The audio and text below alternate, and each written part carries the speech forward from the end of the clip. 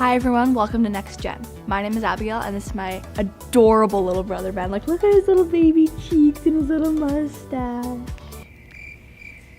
Anyway, so we're so happy you tuned in today. At Next Gen, we're all about growing kids and excel in business, life, and their faith. Are you ready to get started? Let's do this, Next Gen. Hey Next Gen, I'm sure glad you tuned in today as we are continuing our series called Your Dream Board Adventure Map. Just like a GPS takes you from point A to point B, your Dream Board Adventure will bring your dreams to reality. If you haven't done so already, make sure to download your exclusive copy of the Dream Board Adventure Map, as it will allow you to follow along this incredible journey. Today, we are doing part 4 of an 8-part series. We are talking about fear. Did you know that in the great book called the Bible, it mentions fear not 365 times? What? This gives us one scripture per day for the entire year to keep us on track to not fear. That is pretty amazing, right? Maybe you should check out these scriptures in the Bible. It would be really awesome to see what it says. I hope for those participating in the book challenge that you've been really enjoying reading. If you haven't started yet, it definitely isn't too late. You have plenty of time to still read. The books on the list so far are The Dream Giver, Rich Dad, Poor Dad, and Mind Monsters for Kids. Our 4th book on the list will be The 7 Habits of Happy Kids. You can listen to the books or get a hard copy.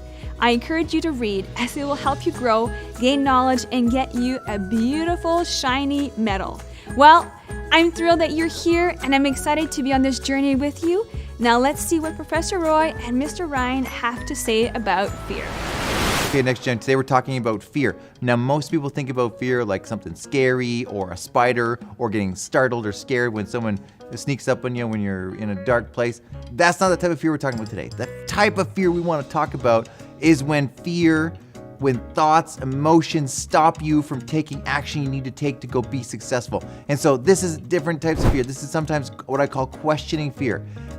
Eve in the garden, the serpent came and told her a lie by asking her a question. And so this same type of thing happens when we go to be successful. The questioning fears can sometimes stop us. It'll sound like this: what will people think? And so it creates this little lie of a thought in our brains that we now are worried about what people think, when maybe before that we weren't worried about that.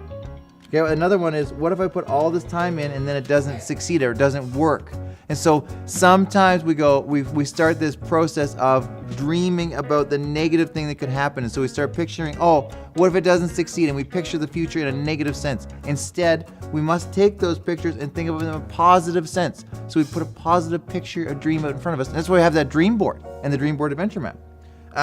Then the next one is, what if I don't win or don't make it, or what if it doesn't work? What do I do if I'm successful? And what does that mean if I'm successful and all of a sudden I'm successful and I have to deal with all these people I'm successful? What does that mean? What do I do now? And so we start these questions that cause these thoughts that slow us down, when really we just need to go do the work and be successful. Just take all those thoughts aside, don't worry about them, don't think about them, and just move forward. So today's scripture we talk about for fear is 2 Timothy 1:7.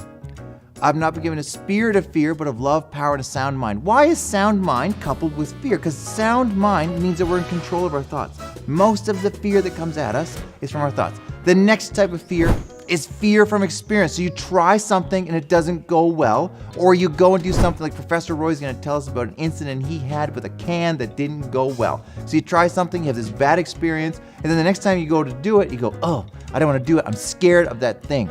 And so the way to overcome that is, again, action. We do a bunch of actions that then produce positive memories, positive experiences, so we're no longer afraid of that thing. When my little daughter Abby was little, she was afraid of going to the basement. And so what do? I said, go down to the basement. And she'd come back. I didn't want to do that. Do it again, do it again, do it again. And she would do it over and over and over, and then she wasn't afraid of that. If you've ever watched a little kid learn how to play a sport, watch them learn how to play basketball, they'll have these bad experiences where they miss and they miss and they miss and they miss and they miss and they're ready to give up. And then they hit one shot, they have one positive experience. The numbers say that one positive experience can replace 20 bad experiences. So all you gotta do is do enough activity, do enough things that you get a positive experience. So if you're trying to shoot a puck and you're shooting and shooting and shooting and shooting, and you want to get in the top corner of that net, and you're shooting that puck and you keep missing, but then eventually you get one in the top corner, it'll erase all that bad and give you the energy to keep going to do the next shot. So all you gotta do to overcome fear is take action. Keep doing the work that you need to do, keep doing the habits that you need to do to be successful. The fear will go away. It'll melt away, and one day you'll just be successful. Okay, let's go talk to Professor Roy and see what he experienced. Okay, Professor Roy, today we're talking about fear. Right. Yes, like spiders. Oh, yeah. Nobody likes your spiders. No, I totally agree. But not that kind of fear. That's the kind of fear that you're afraid of something. But the fear we're going to talk about today is the fear that stops you from doing something. So you ever had that kind of fear where you're afraid of something and it made you not want to do it? I'll tell you what, Mr. Ryan, see, with McKinn's, I have the world record on the shit. But there's a certain type. You see this one? It's got a red. And it reminds me of the time that I went to go open it and I broke my fingernail and it bleeded. Yeah, oh yeah, it was quite bloody, wasn't it? Yes, it was very not pleasant. Now the next time you went to open a can, did you Hurt so worry? bad. Were you afraid you would hurt your fingernail again? Yeah, every time I see this one, I'm like, oh, I'm gonna hurt my fingers. But you know what? I had figured out the way to get around this. You see, I am a professor of many things, but one of those things is fixing the problems. So I grew this out a little bit farther. So you changed your strategy a little. Yes, and then I get a little different technique, and now watch.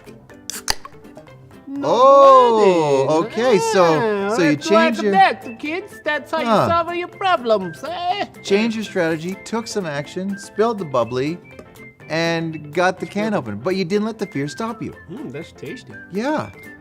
What other kind of fears would kids have to deal with? Like I deal with the fear of missing out. I sometimes get afraid that if I go work, I'm gonna miss out on fun with my family and friends. It's called FOMO, the fear of missing out. Fear of missing out. Can you imagine if I didn't open the can, then I wouldn't have had any of this tasty treat. Right. The other fear, of course, is the fear of what other people think of you. We worry about what other people think, and then we're like, oh, I don't want to do that in case people laugh at me or they think poorly of me. And so the other people's thoughts, even though we don't know what other people are thinking, can sometimes stop us. You ever worry about that? No, but that could really stop somebody from doing things. Yeah, exactly. So what we want to do, the way to get over fear is to take action. So Professor Roy didn't stop opening the can when he got the bloody finger, broke his fingernail, was bleeding all over. He changed his strategy, took more action, kept going, got better. And that's what you got to do. When fear hits you, the only thing to do is act. All right. What happens if you put a spider on this? I will not open it. No, if there's a spider on it, no one's opening it. That one goes directly in the garbage. That's a terrible. Terrible man, can. All right. Holy. What? Well, thanks for joining us today at Next Gen. I hope you learned so much about overcoming fear and taking steps forward to conquer that fear. Yes, and make sure you have your parents check out the Instagrams and the Facebooks and all the other stuff at successbuilders.ca. Make sure to tune in for part 5 of our 8-part series. And kids, keep growing, keep learning, and keep putting God first. See you next time.